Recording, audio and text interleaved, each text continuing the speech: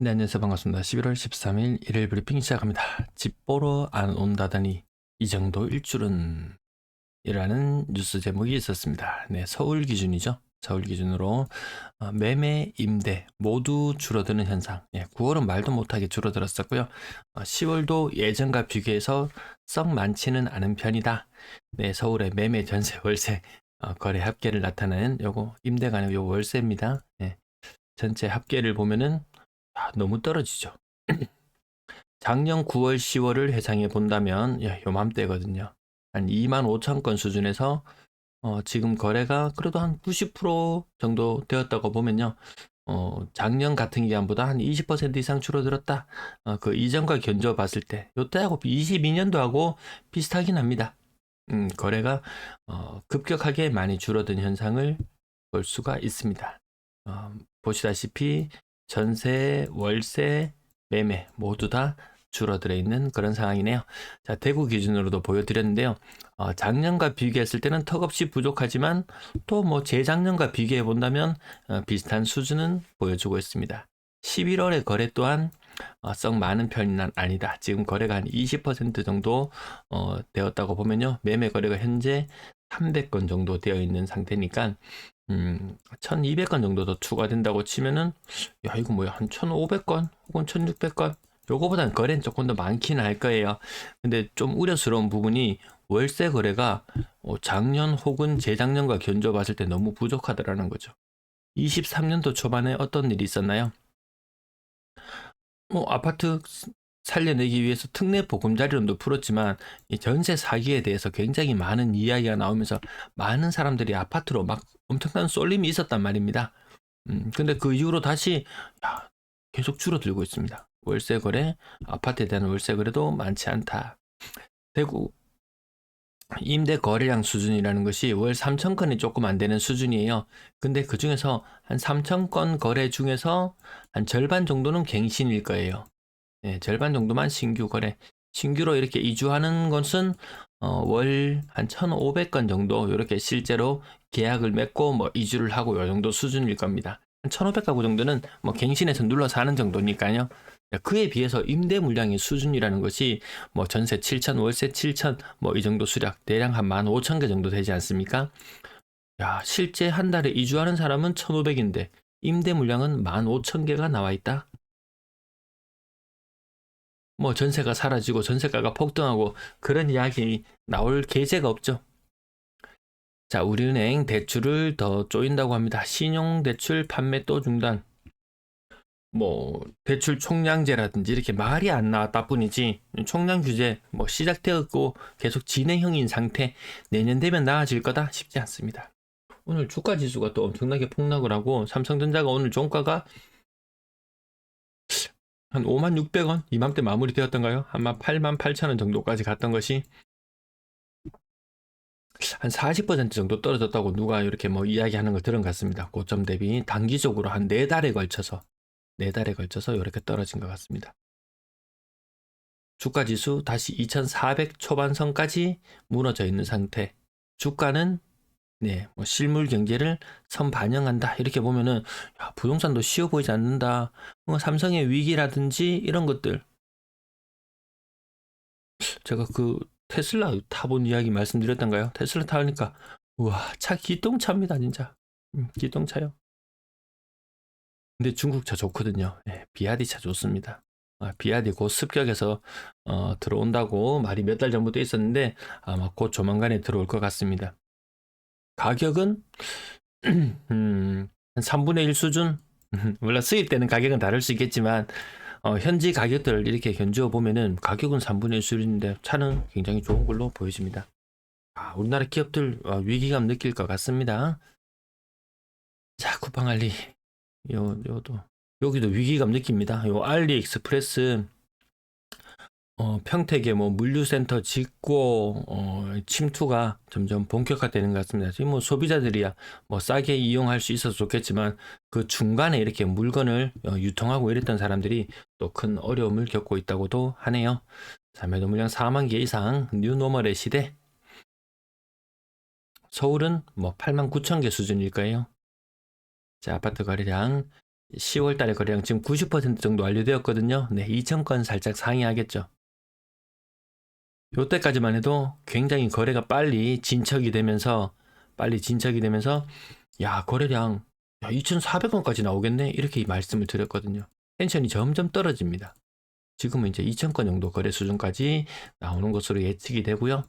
11월의 거래량 수준도 지금 현재 요 상태, 여기 1,600과 2,000 그 중간 정도의 거래량 수준으로 나타날 걸로 보이니까요. 우선은 1,800, 최악의 경우에는 1,600건, 올해 가장 안 좋았던 그 시기 9월에 1,600건, 물론요, 제일 안 좋았던 9월이네요. 요 수준까지 또다시 재차 하락할 수 있다. 뭐 주가라도 오르고 뭐 팔고 집 사고 이런 거 하겠지만 미국 주식 투자한 사람들 팔고 오기 쉽지 않지 싶습니다. 오늘 실거래 가격 한 가지만 좀 짚어볼게요. 1스테이트 버머 16억 거래, 전고점과 같은 거래, 물론 17억 거래가 취소된 사례는 있습니다. 과거에 16억 거래가 나왔던 것이 2021년 무렵, 한 3년 전 무렵일 거예요. 3년 전 대비 물가가 한 10%더 이상 더 올랐죠. 최근 물가는 더 많이 오른 것 같은데요. 그 물가 오른 것 대비해서 반영해보면 이게 오른 게 아니죠. 그래서 달러 자산 가치로 환산해보면 환율도 한 10% 올랐으니까 달러나 물가 이것까지 감안해서 본다면 사실 전고점 가격까지는 왔지만 20% 하락 정도 느낌이거든요.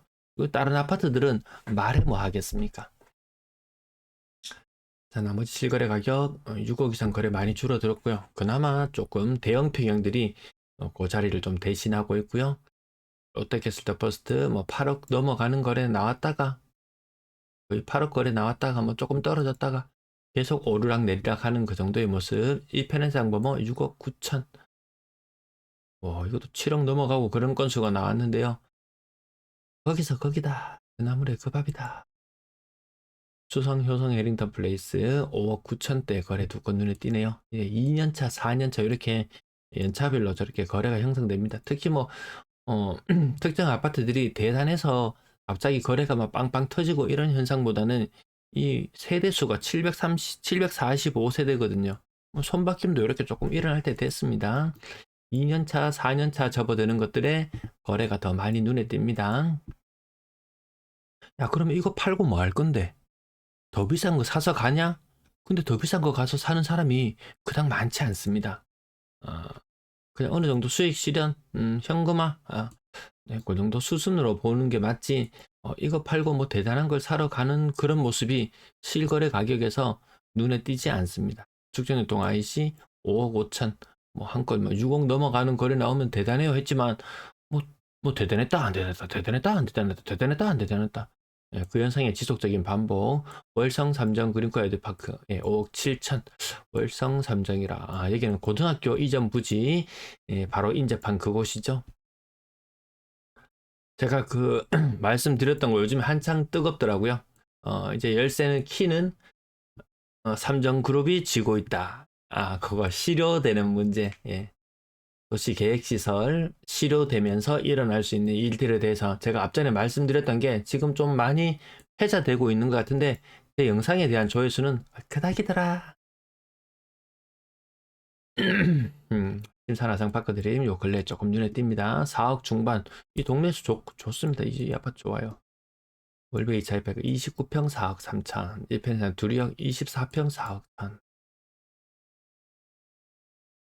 그래, 우리는 낳아봐야 애 하나밖에 더 낳겠나. 젊은 부부들 대출 좀 내고 한다. 대출 겁내지 않습니다. 젊은 사람들 대출 겁내지 않습니다. 뼈 아프게 겪어본 세대, IMF 겪어본 세대, 대출 금리 무섭거든요. 그 자식 세대는 정말 IMF를 겪었던 자식 세대는 대출에 대해서 무서워하는 세대 한 반, 아니면 아무 생각 없는 세대 반, 그냥 막 지르는 세대 반. 그럼 또 다시 메아리 쳐서 그 다음 세대로 내려오면은 대출 내갖고 돈 벌었던 그런 이야기들만 온통 남아 있으니까 점점 더 겁을 내지 않는 것 같습니다.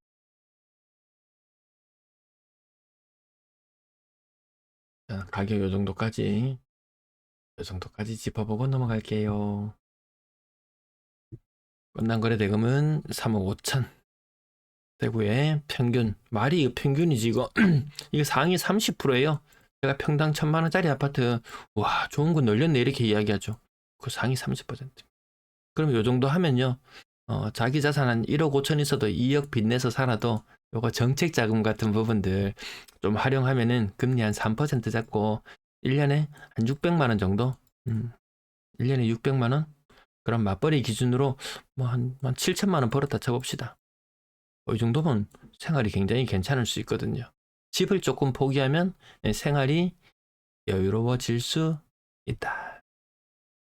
근데 집을 욕심내면 생활이 조금 쪼달릴 수 있다. 다만 그것 어제도 말씀드렸다시피 그에 따른 뭐 개인의 취향에 뭐 선택의 문제이지 뭐 어느 집이 폭등하고 뭐 이런 것은 이제 조금 우리 부동산 시장과는 조금 담을 쌓고 봐야 될 필요가 있지 않나 싶습니다. 10월 달 6억 이상 거래 좀 늘어났고요. 11월 달 지금 거래가 20% 정도 지금 진행된 과정이거든요. 거래 많이 부족한 느낌 들지 않나요?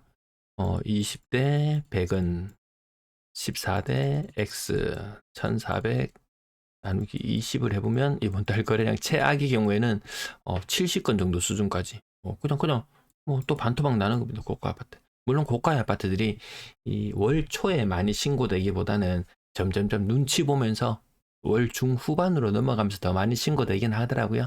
네, 요 식을 다 고지고대로 볼 필요는 없다. 다만 비싼 아파트 안 사는 게 확실히 좀 눈에 띄긴 합니다. 대출이 잘 안 나오니까.